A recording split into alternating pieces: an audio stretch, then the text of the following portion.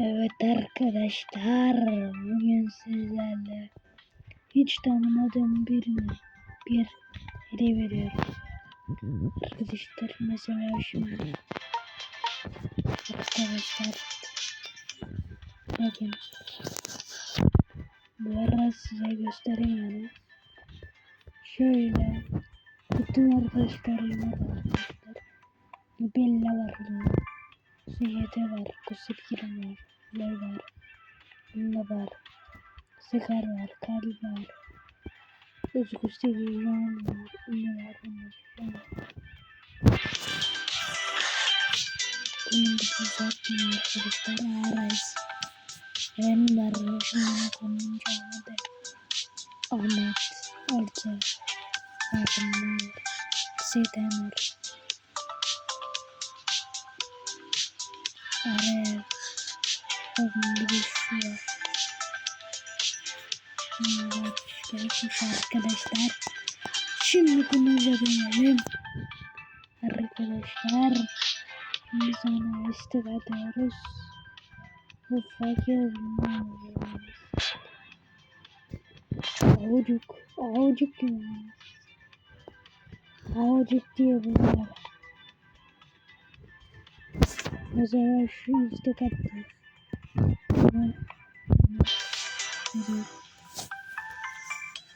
Arkadaşlar hatırlıyorsanız bu benim bir videomda ilk attım bu arada kanalımda.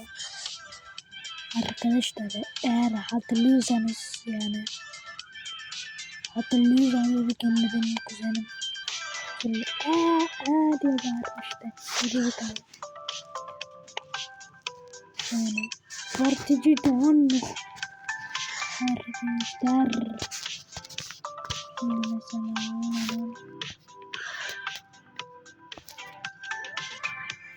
yani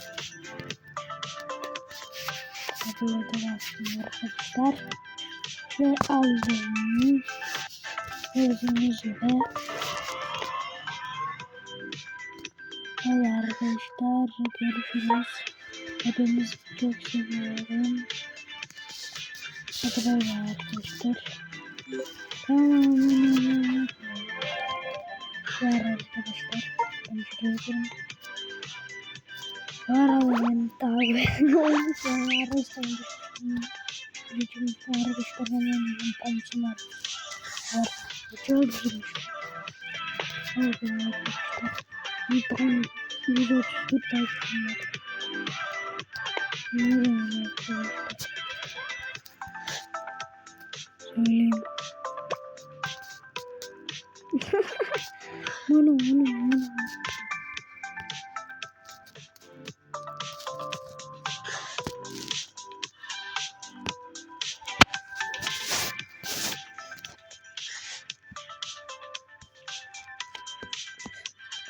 Bu ne?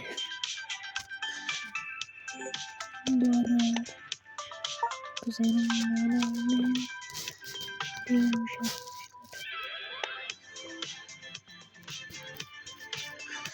arkadaşlar. Gördüğünüz gibi arkadaşlar hepinizi çok seviyorum. Hadi arkadaşlar hepinize bir yani şöyle diyeyim. Öpücük verelim.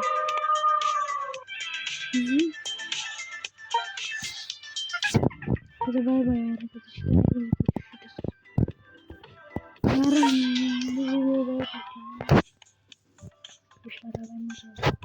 Bunun kaçı? 8 aralık. 9 aralıkta çekeceğim yani. Tamam. Hadi bay bay arkadaşlar.